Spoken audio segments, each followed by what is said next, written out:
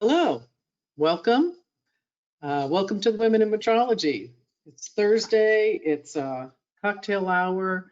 We are here to kick back a little bit, relax, grab your favorite cup of water, tea, coffee, beer, wine, whatever the cocktail of choice may be, and join us for a little bit of relaxation to wind down the week and discuss some women in metrology. As we discussed last week, I've asked people in the audience if they would like to share with us maybe a woman of their choice. So I've got a couple of people in the background. I have Matt Ilardo and Keith Bevan, who are going to be my organizers and help me see if anybody is raising a question, if they'd like to say anything. We are unmuted everybody's audio. So it'll be up to yourself to unmute your microphone. Please join in.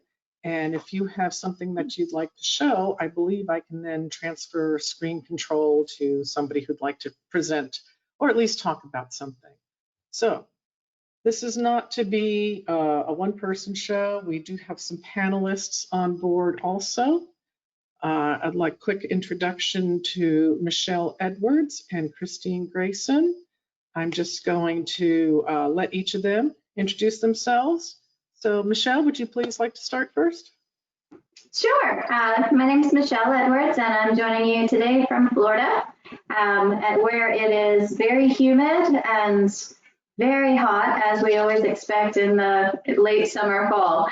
I'm the Director of Applications Engineering and Training at Faro Technologies, and have spent a lot of time supporting our clients in exploring different measurement applications and deciding the best approach to take and the different tools for the job and the benefits that gives them. I have been in CMSC as a member of the executive committee for several years now, and really like this group of folks here. You guys are very engaging, definitely fun to hang out with, and it's great to have colleagues who understand the type of work you do and the type of applications and tools that you use along the way, and the people and the challenges that we run into as well. So I'm happy to join you here, Rena. And my drink of choice here is a nice latte, because that's what I need at this time of day. Perfect, perfect. Christine, welcome to the group. Please, if you don't mind, give yourself a little self-introduction.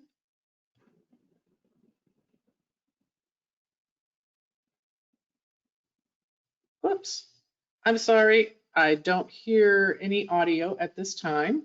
So I was muted. That's okay.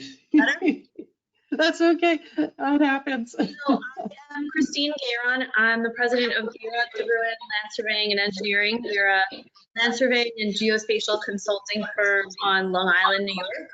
I've known Matt Ilardo for years now from the land surveying conference that we have, and only about a month or so ago, when he asked me if I would be interested in contributing to CMSC, did I find out that metrologists call us dirt surveyors.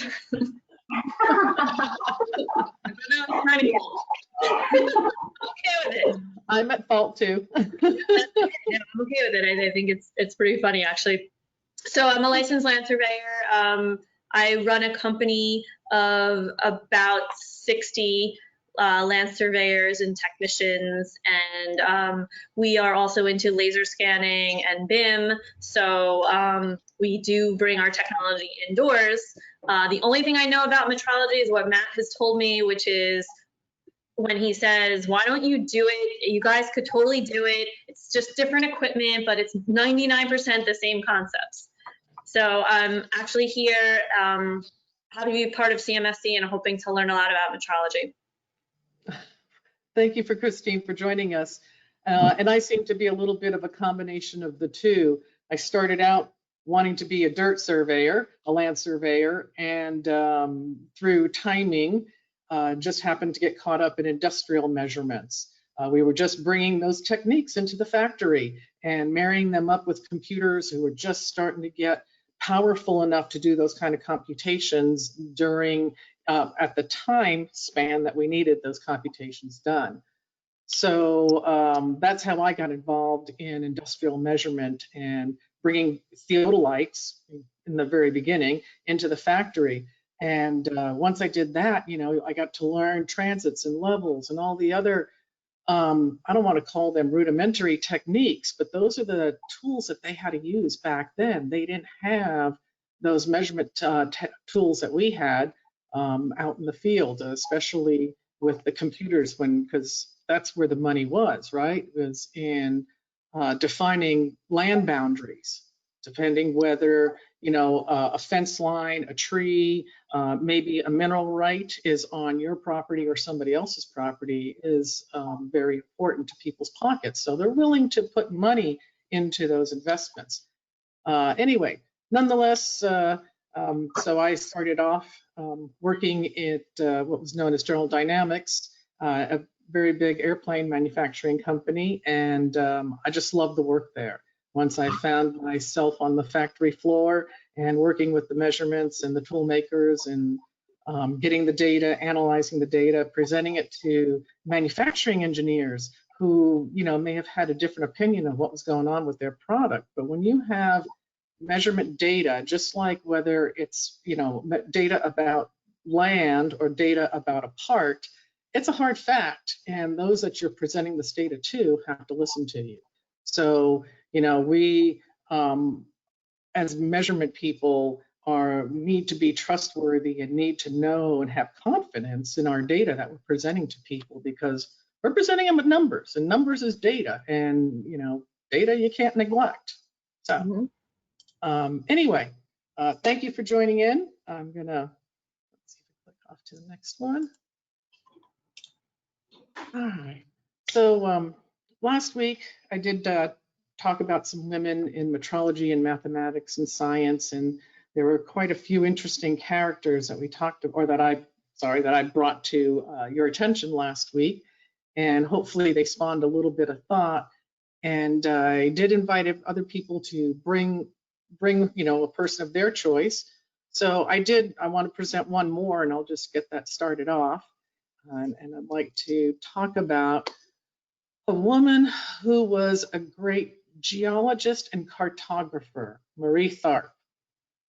Her great discovery was in plotting and doing all the calculations in the plotting that discovered the Mid-Atlantic Ridge.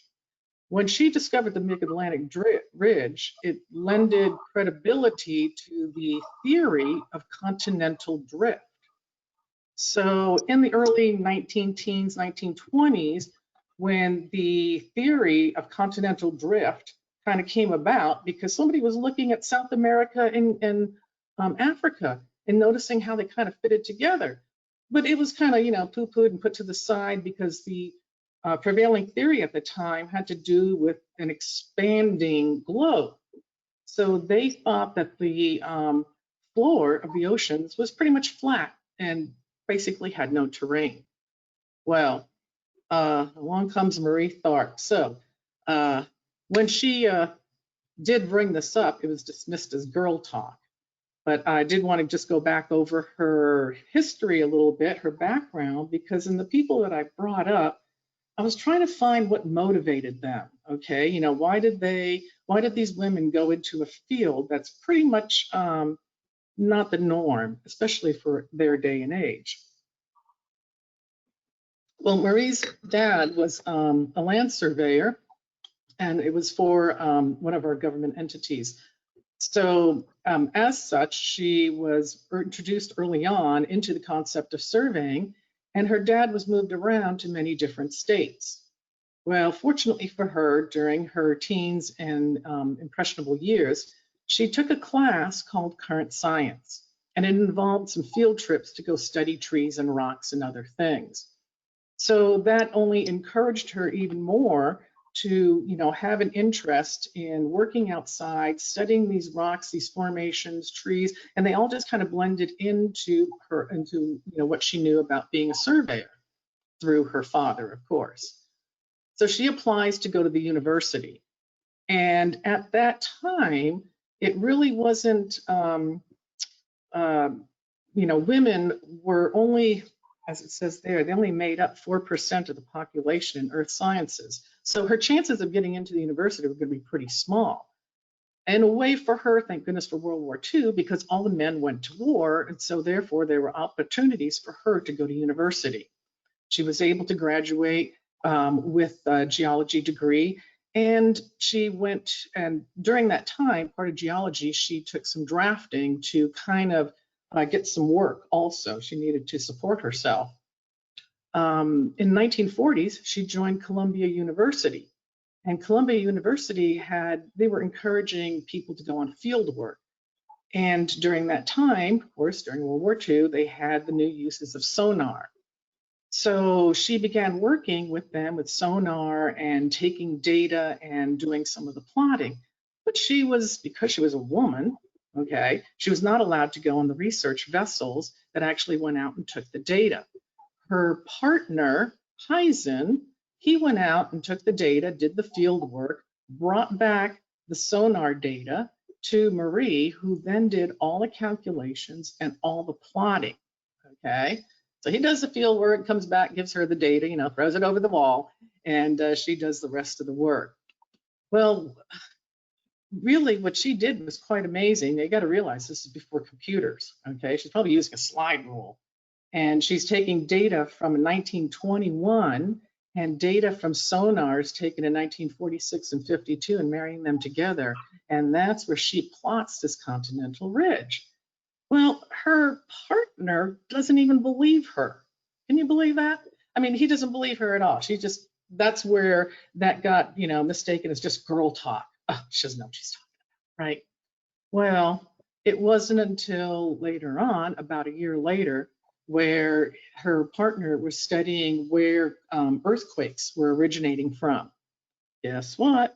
From the same location as where Marie had plotted this ridge.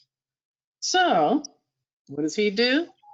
He then writes a paper about it, and he claims the discovery of this mid-Atlantic ridge. She's, a little soft-spoken. She's got her job at the university. She's very happy there, and she just lets him go on his way. So in the very beginning, in 1956 and 57, her partner takes credit for this discovery that Marie had made.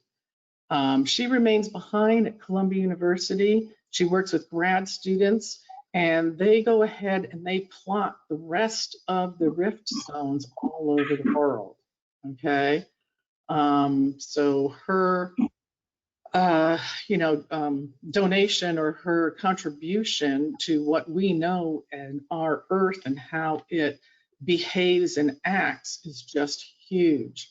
So finally, in 1997, the Library of Congress did give her the honor of being one of the 4 greatest cartographers of the 20th century.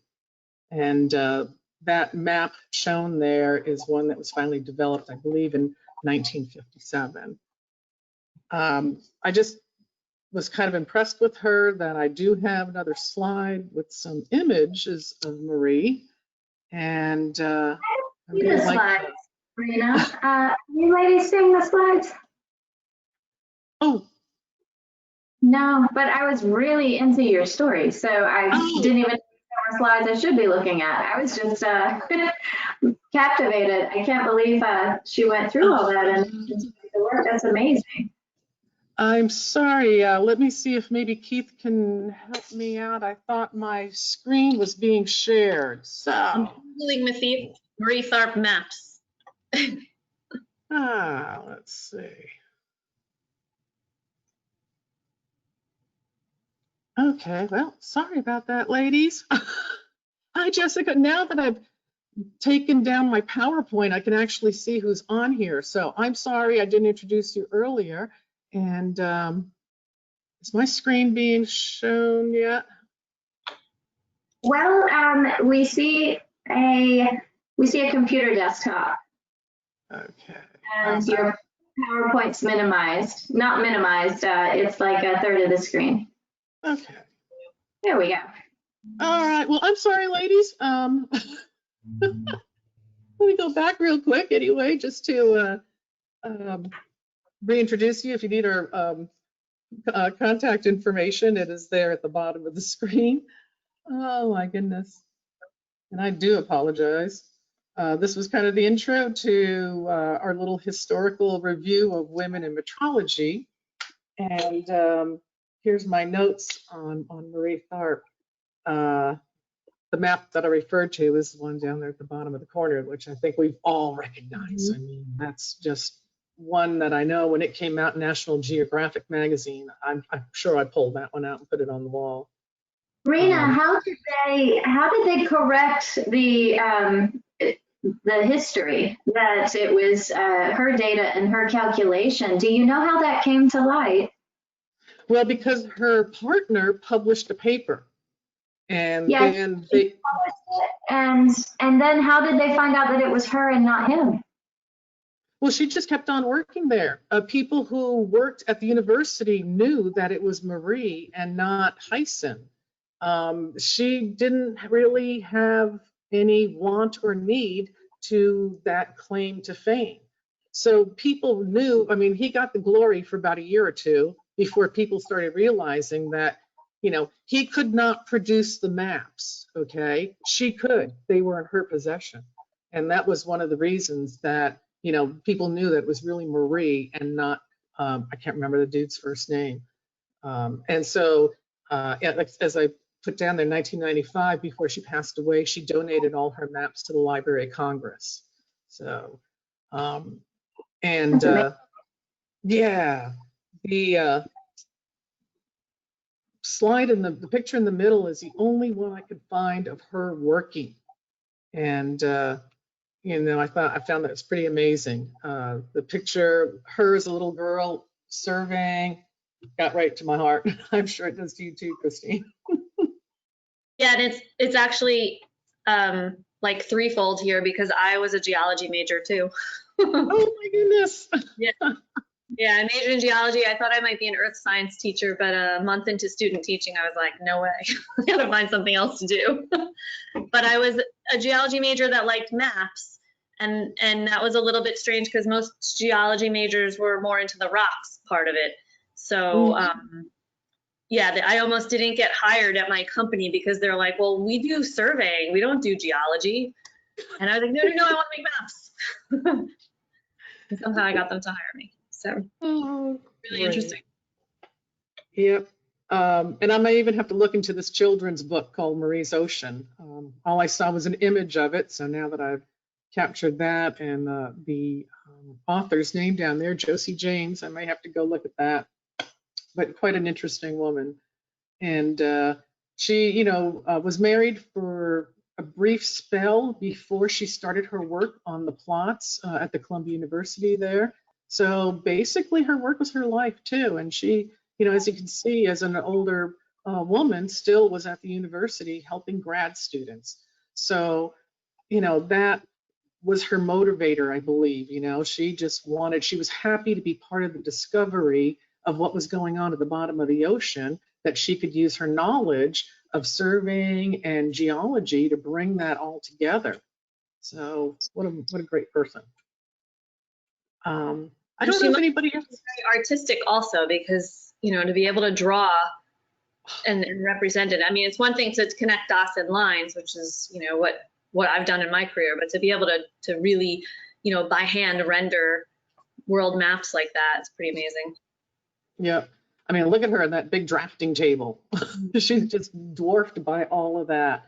And you know, her alone, there she is, you know, making those computations from sonar data. And I'm sorry, I've never worked with sonar data, but you know, it is, we all think about it as being 3D coordinates, whether it's in frequencies or, you know, 3D space, but she's, wow, what a mind. I know we've heard about the movie Hidden Figures, where you've got a lot of people doing these hand calculations behind the scenes who really don't get credited for the work they accomplish. So, I wanted to invite if anybody else had somebody that they'd like to talk about, perhaps, or just, don't have to show a slide, but even maybe bring up and discuss.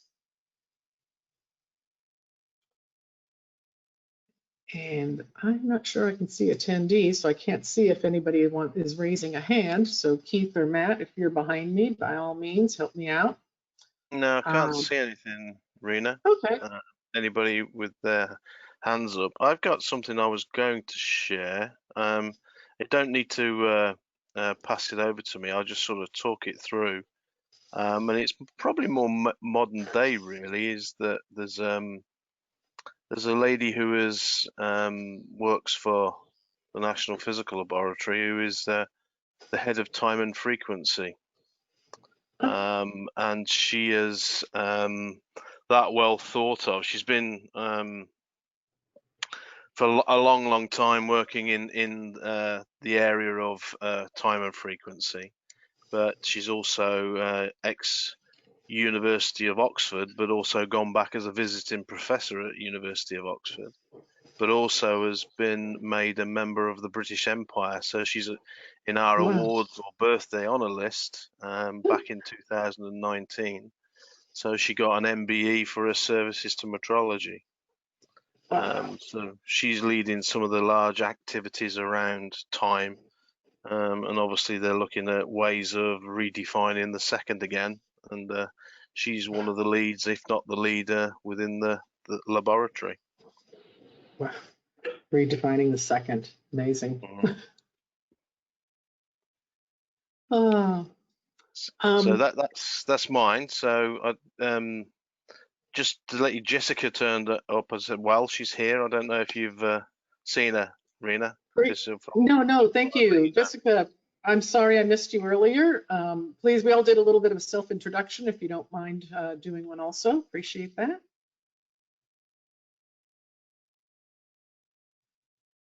I can't hear you. Yes, try to unmute. I believe that you'll have to unmute yourself on your end. Not yet.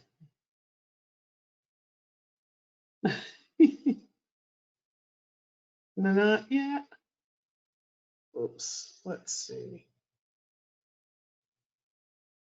Looks like you should be good to go.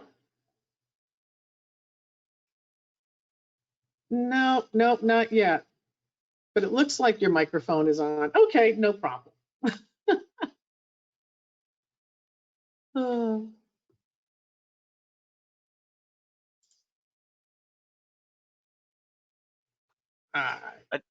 I'd got a general question while we're waiting for Jessica, if you want, Rena, just with this. Okay. Thank you. This history is fantastic, and I just wondered, based on what we've seen in the past and what we see now, with the way women are influencing our subject of metrology. It's a general question to everybody. Do you believe that the number of women in metrology has increased?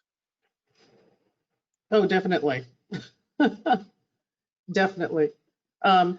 Back when I consider it being started in the mid 1980s, mid to late 80s, there wasn't many at all. In fact, you'd have to look at, even woman tool makers if you're looking in industry, but even in general in surveying, there weren't a lot of women in the field. So their numbers are increasing now, but it's still very much a minority.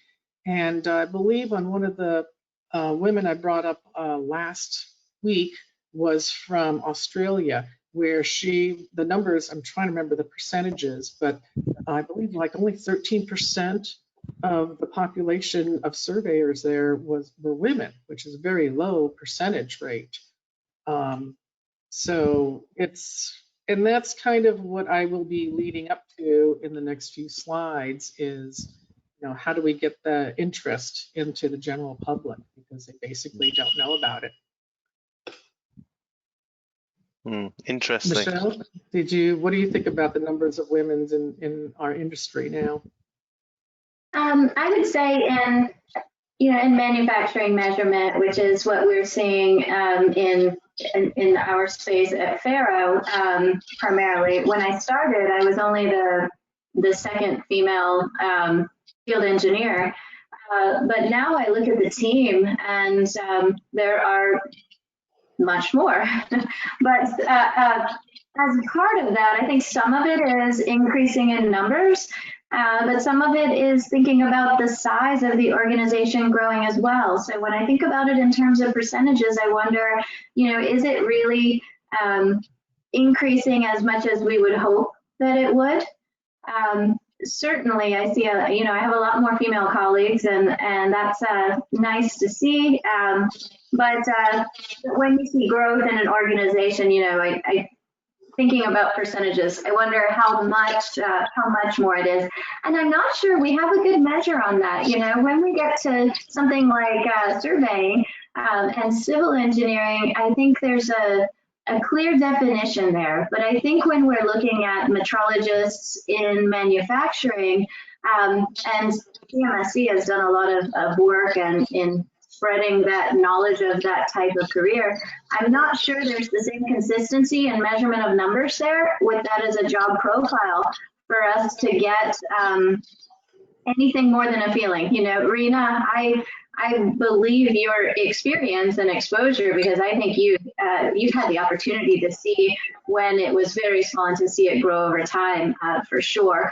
But I want to quantify this in some way, and I'm not sure we're there yet. Do you know if there are lists available that we could? Yeah, absolutely not. And that's in a way kind of what makes CMSC important as a networking opportunity, because you can't go to a company like Lockheed Martin and say, hey, I'd like a list of your female employees. Oh yeah, I'd like a list of your female employees that do measurement. And they're just not going to do that. So being able to get together at a conference event, and of course now we all have to rethink that, is important for us to be able to network. And a lot of this I hope to carry on further in conversation, either a little bit more today and next week, because next week I really did want to kind of wrap our hands around about networking and the importance of that. Mm-hmm. Jessica, let's see can we hear you this time? Oh no, not yet. Still nothing? Oh yes, I heard. Yes. Oh, we have a little bit now. A little bit? Yeah, you Is sound it like really you're really far away. How about now? Is it The better? volume's better. Yeah. Okay, I turned it way up. All right, so my name is Jessica Walker. I am the the Metrology Apprentice Craft Instructor for the Apprentice School at Newport News Shipbuilding in Virginia. I was going to touch a little bit on what Miss Rena and Miss Michelle was talking about with the number of females in the metrology apprenticeship that we have at Newport News Shipbuilding. So currently I have about 5 apprentices out of 30, but we do have a 20% ratio between female and males. We've had a total of 145 graduates, and 19 of them were female. So when I first started back in 2008, there was roughly 2 or 3 of us. So now it's usually around 5 or 6 females compared to males in the apprentice cohort. So it's slowly growing. Those but are it could be great better. numbers. Yeah. I tried to write things down before. I have a similar statistic. My company is 56 people and 10 of us are women. So it's approaching that 20% as well. That is fabulous to hear. And that's great because you guys have hard data to pull from and actually look at that. And Jessica has the availability of looking at history over the apprenticeship program. That's great data. And I did put together a short PowerPoint, but I don't know how to show it. Let's see. It's on my computer. All right, I am going to make you a panelist, which then says I should be able to. There we go. I see your screen. You can see it? Does everybody else see her screen? Yeah. For women in shipbuilding? Building. Yep. All right, so you know I had to stick with the shipbuilding theme since, of course, I am from Newport News Shipbuilding. I wanted to bring up Rose Weld. As you see, she was a draftsman at the shipyard during World War I. She was not an apprentice, but again, she was a draftsman. And then also, our first female apprentices were also designers. So we had Debbie Erickson, atomic design, which is also known as nuclear design. We had Karen Morrison, which was atomic design, and Sherry Skinner, which was hull design. So the whole of the ship. So I thought that was really, really interesting that for the females in shipbuilding and our apprentice graduates, they didn't actually graduate. Well, I can't remember the date, but I want to say that we didn't have females come into the apprentice school until around the 1950s, and our first graduates was in 1976. 76, wow. Yeah. And then for our metrology apprenticeship, it started in 2001. We actually had one of our metrology apprentices, Sarah Ruggles. She completed her time in January of 2014, and she is the 10,000th apprentice of the apprentice school. Right now, we are at about 10,800 apprentices, and our current number of apprentices is 860. Now, that is for 19 different trades, 8 advanced programs.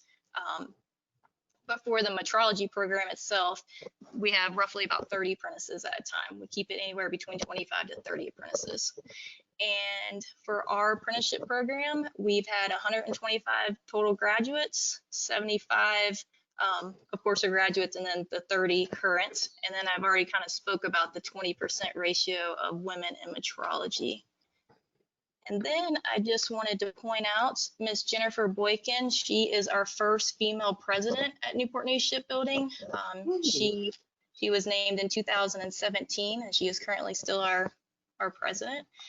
And then also our first female director of education for the apprentice school is Miss Dr. Letitia McCain, and she came on board in 2018. So I thought that was some pretty interesting stuff for the apprentice school and shipbuilding. Totally agree. Totally agree. Fabulous. And just that whole apprenticeship program that you guys have out there, I think is amazing in itself. Thank you. All right, let's see if I can find.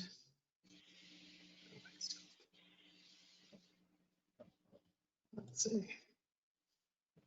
All right, not sure if you're seeing my screen again. Yep, we see it. Okay.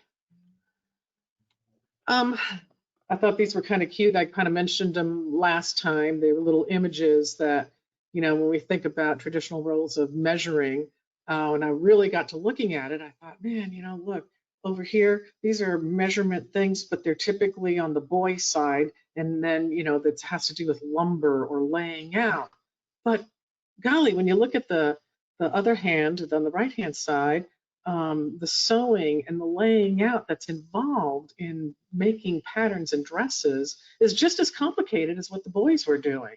So I think if we were to be able to grab, you know, that interest in that pattern making, but again, sewing is one of those things that was on its way out, but now with COVID-19, I hear the sales of sewing machines are back up. So you never know what's going to happen. Excuse me. But I was kind of looking and just, you know, thinking, how do we find, because most of us, even for surveyors, Christine, you know, you kind of have to fall into it. It's not something that we grew up knowing about, and especially for children too. This is a chart I showed last week also, and on the left-hand side, we have 2 groups that they surveyed. A group known as the general public, and the bottom group, which is a group of scientists. So both groups believe that we don't really do well in the K to 12 STEM, okay? And I thought it interesting on the right-hand side that the scientists basically don't believe that the general public has a fair knowledge of science. Well, if the adults don't understand science, they're definitely not going to be able to help the children understand science. So, you know, they're around your parents, and if you notice on a lot of these other women, they're influenced by their parents or some other adult in their life when they were children, or an event. I talked about Tilly, who was out, she got beat in a bicycle race. And so what did she do? She took apart her bicycle and put it back together to make it faster and modified it to make it faster. So, you know, it's these kind of events that make an impression on us that we want to pursue later on. So I kind of went around and looked on the web, and I'm going to kind of hit a few places because really, you know, how do we influence the public into, you know, that a career in metrology is fun? Or even, you know, how do we capture their interest is what I'm getting at. Now, this site is from Australia, and it's called Surveying.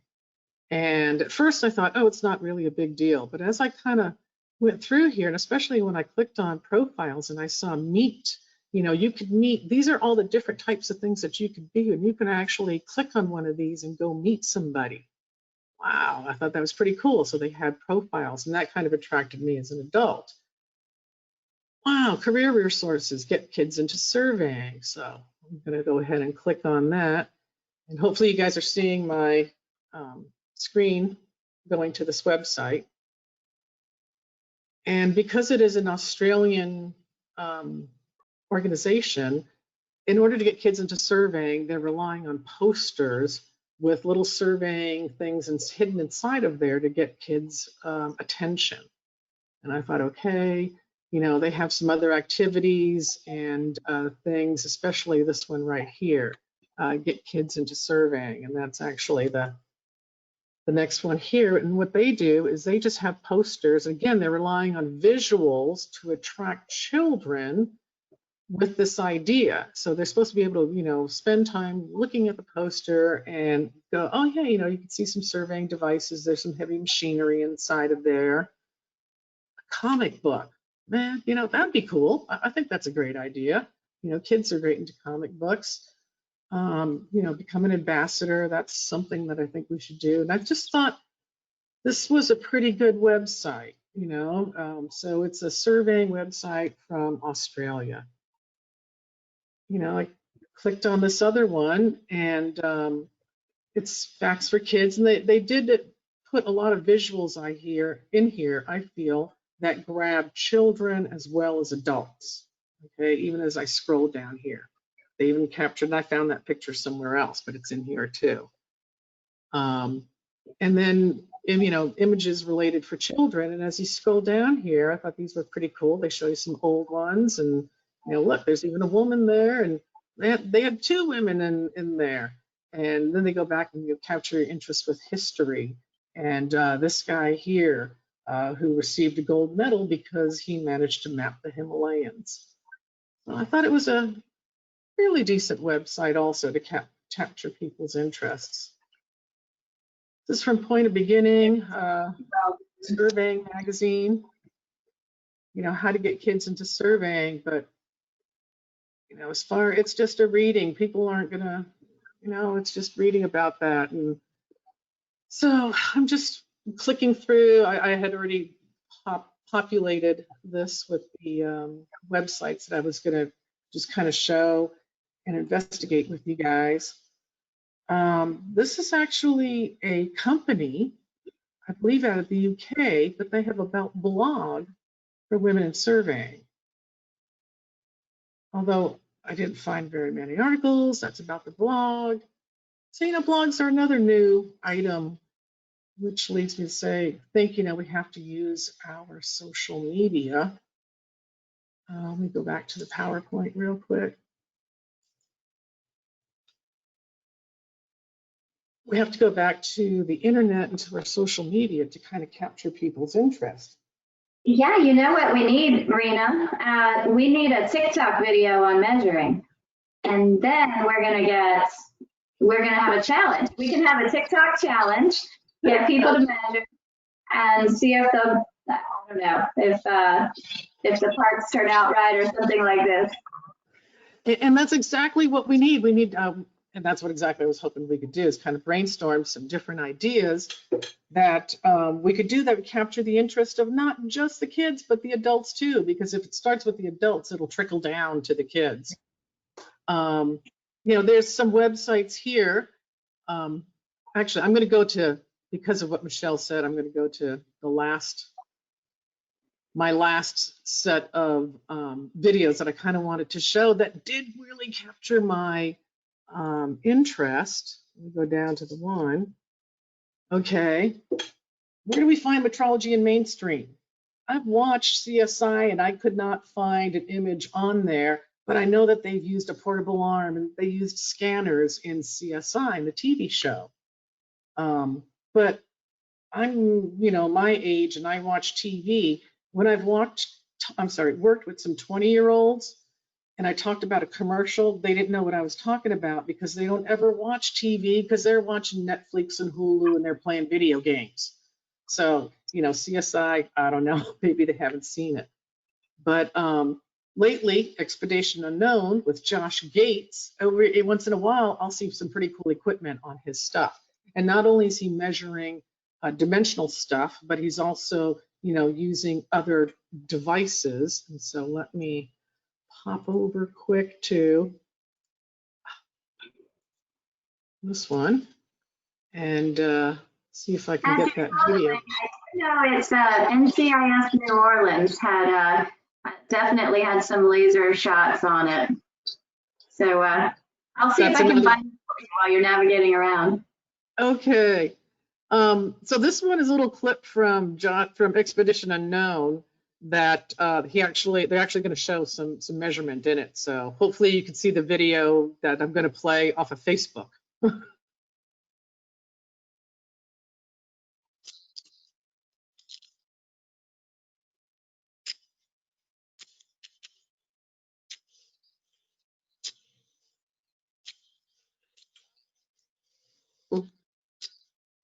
Look at his excitement.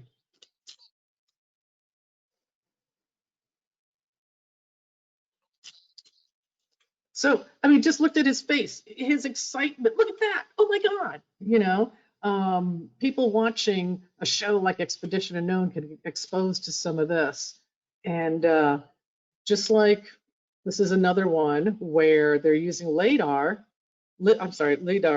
to discover a new roadway.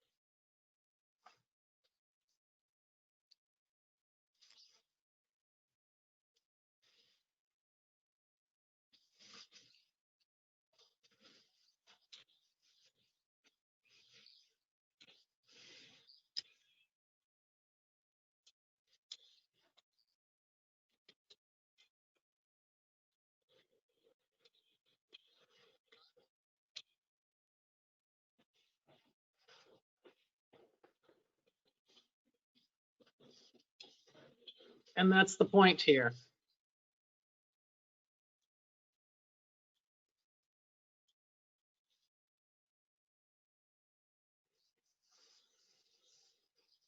Rena, I think this comes back to the chart you showed at the beginning, you know, where they said adults maybe aren't as aware or as scientific minded in the general population as we would expect. Seeing the reaction of people like this, and you know, probably some of this is inflated reaction for television audience, but I wouldn't think it's that much because I still see that look on people's face when you take a laser scan of something and you see that thing on camera and you can rotate it around and you can fly through it. people are really impressed by that. They don't realize the technology that's out there and the accuracies to which we can measure. I think there is still so much education we can do to the general population to be aware of how accurate we can measure things and the number of ways in which measurement is used in every aspect of our lives. Yep, yep. And the hard part is, I mean, archaeology is exciting. You know, everybody remembers Indiana Jones, and so you know, this is, you can get people to watch this. So I kind of looked up, what do we have that kind of highlights industrial measuring that captures people's attention too? So it has to be exciting, and you know what? The host has to be intriguing too. And I found one that I'm going to show over here. So when I did the, you know, search for it, it looks pretty darn boring. And then I see this guy here, and right away, this guy's excitement on his face is capturing my interest to want to look at it. As I scroll down, the rest of this is not exciting. It's boring. It's mechanical. There's no happy people, no excited people. So if I go back and I touch on this guy, this is, I guess his name is Jay from Zeiss. And he does a section on measuring hero. And, you know, measuring hero, I mean, that's what we kind of need to bring excitement to the industrial measuring world, because it's not exciting if you look at, you know, if you do a Google search on it, it just isn't. And, you know, maybe we do need t-shirts with a new emoji for measuring, I don't know, a superhero. You know, like you said, maybe TikTok videos. And I'm, you know, a little bit older. I'm even Instagram challenged many times. So even, you know, maybe we have to go to social media and we have to go to these other avenues to try to generate interest. Superman costume and call him Mr. Micron or something like this. Super something. Maybe it's Matt. I don't know. So as you know, I am involved with CMSC, so I think I'm going to take some of these ideas and maybe bring them to our marketing team and just say, you know, it's not really marketing for CMS, but they also do marketing for our community. And you know, if anybody has any great ideas, a long time ago, I'm going to go away for a minute because I just washed the t-shirt that I found in a drawer, the bottom of a drawer, and excuse me a minute. So if one of you don't mind talking, I'll be right back. I was Michelle. I like that you said Mr. Micron. I think we'll have to drop the Mister. All right. So we need a pair, though. We need a dynamic duo of measurement. So, Oh, that's funny. So I'm trying to, you know, this was early on, the company no longer exists, but they came up with this Metrology man, and I thought that was kind of cute. So, you know, this might have to make some whimsical t-shirts and TikTok videos, like you said, to capture people's attention. It just came to mind that I had washed it and hung it up a couple of days ago. So excuse me, I didn't have that handy though, but it did come to mind. If you get an opportunity, you might want to check out this guy, Jay from Zeiss. He's kind of interesting. He makes what he's videoing interesting and fun. So, you know, if you know any kind of crazy characters who are good at social media, we're going to need to capture one of them. So, Michelle, I know Christine and Jessica may not know all of our community the way that Michelle and I do, but it does take somebody with an outgoing personality like that to bring that on. So maybe for Keith here, I thought of one, Keith, Princess Precision. I like that. Princess. Because I was thinking about Mr. Micron was also short for millimeters. So.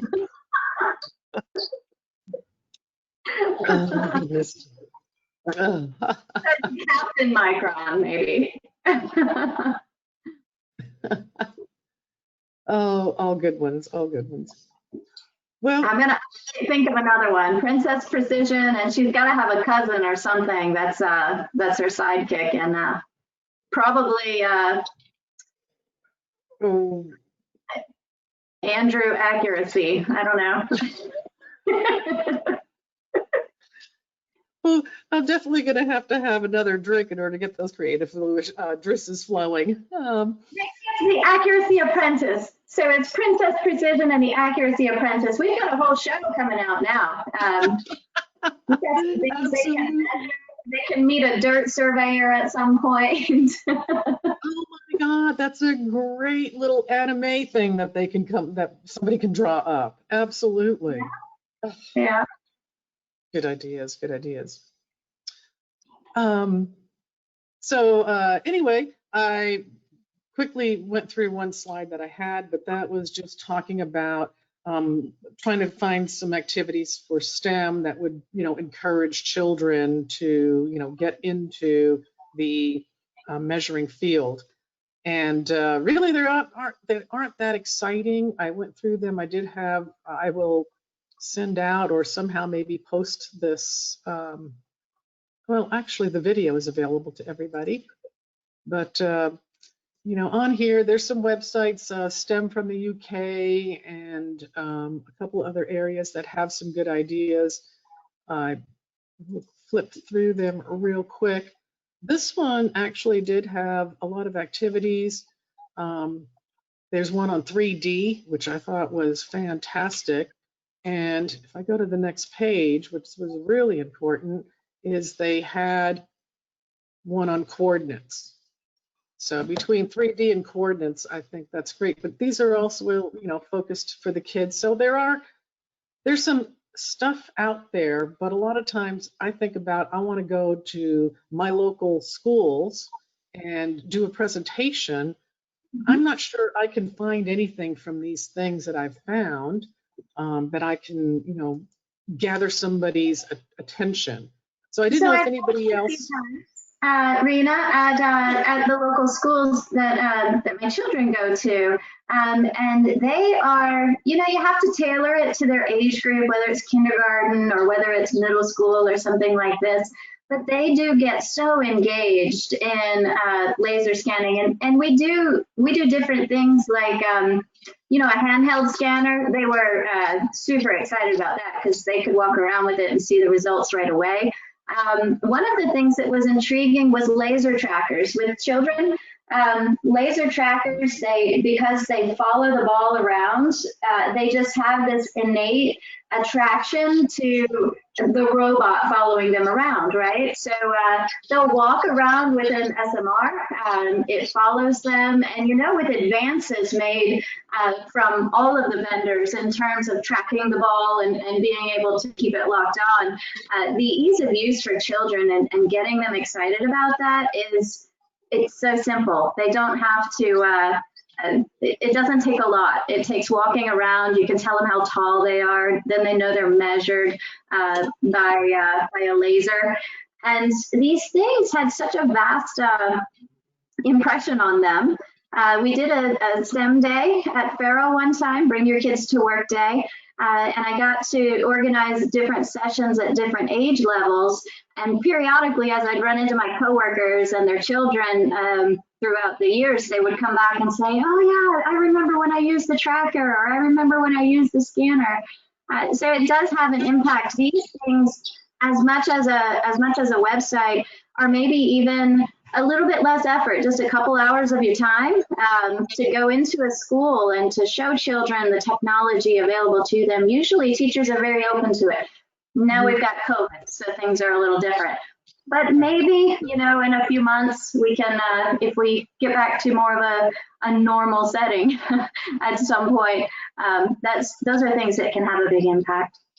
Well, if we do Princess Precision and what was it, Accuracy Andrew? Accuracy Apprentice.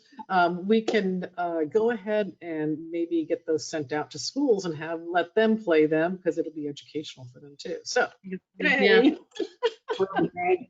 We've also done some activities with Boy Scouts and Girl Scouts, like help them get their measurement badge, or I don't remember what badge it was, but like we let them come into our office and we had stations where we showed them how GPS works, and we had a scanner set up, and we're like, sit in the chair and put sunglasses on and we'd scan your friend. And so, stuff like that. Just we did a little, I think we did like we actually put like coins around the yard and let them use the GPS to stake them out. So Boy Scouts and Girl Scouts, they have to get badges, so that's something we can definitely help with. Wow. That's a good one to tap into, the Boy Scouts and Girl Scouts. I didn't know about the measuring badge or the survey badge. Rena, yes, sir. Rena, you've got there's a question here in the come on from one of the attendees. It says, what metrology communication and techniques have been effective for you when presenting your work? I'm sorry, could you repeat the first part again? Was it the equipment or the techniques that have been effective in our work? What metrology communication and techniques have been effective for you when presenting your work? Okay. So when presenting your work, and therefore your customer, right, depending on what their needs are, a lot of time your customer just wants to know a pass-fail, right? So you have to gear your communication. I'm the kind of person who likes more data than what's necessary, because you can always streamline and get rid of data. So I tend to give my customer more data than they're going to be asking for. So what means of communication? I use a lot of Excel, and I use a lot of visuals. Depending on software, there are some packages that allow you to deliver a product to a customer, and that customer being able to open it in a viewer type mode. Not getting into specifics there, but that would be, another means of communication for me. So, hard question to answer. Hard question to answer, because every customer's needs is going to be a little different. Michelle? I would agree with Rena. All of those methods. Generally, you do have people who want pass-fail, but typically after you get to the pass-fail, which usually if it's pass, they're okay to stop there. But when it's fail, can you explain to me why? Can you show me where? Oftentimes color mapping of the deviation tends to be something that comes across real easily. And these visual type ways of absorbing the mathematics is usually what's most effective and easiest for them to absorb. But you got to think about your audience too. So if we take it back to how do we get children interested, or how do you explain your work and your role to those who might not be familiar with it, on the STEM side with children, it's exposing them to the fact that, there's a reason that door fits. And it fits because we can measure the hole that the door should go in. We can make a door and we can put it in there. But what about cars? Steve and Sally, they both have the same car, and guess what? The doors are the same size. They didn't happen by accident, right? They had to manufacture a whole lot of these, so they had to make sure that they could make them all the same size, and then make things in different places. And once you start to explain to them that things, you get the guy who's really good at making doors and he makes doors, and you got another guy who's really good at making tires and he makes tires, but when all these parts come together, they've got to fit. They begin to really understand the concept of metrology and tolerances and the needs for measurement. So from a STEM aspect, that's usually how I explain to children anywhere from elementary school up to high school age, and they grasp it and start asking questions then. Anything to add, Christina or Jessica? Well, for us, it's maps, because most of what we do is measurements outdoor, but even indoor, we use maps and we use 3D models. So those renderings are really what ends up being the best presentation of our work. Yeah. Yeah, I can piggyback off of everyone. Definitely visuals. Like Michelle said, having some type of color coding system that shows the areas of deviation, and then being able to go through it with the customer so that they understand how they can get it into tolerance. That's definitely helps. Wonderful. Well, we've reached the top of the hour. I want to thank everybody for joining us. We will be getting it together for our final session next week, September 24th, 5 p.m. Eastern. So please join in. We hope to touch more on, we went over history, we went over what we can do for the public, and now is to talk about what we can do for ourselves, okay? Because in our professional world, it's not all about giving, but about ourselves too. So what can we do about ourselves? So hopefully, if we need anything else to talk about, I've got lots of CMS history to teach, tell everybody and get you up to speed on how CMSC came about. So thank you, everybody. Have a great weekend and look forward to seeing you next week. Bye-bye. Bye. Thank you. Bye. Bye-bye. Thanks, everyone.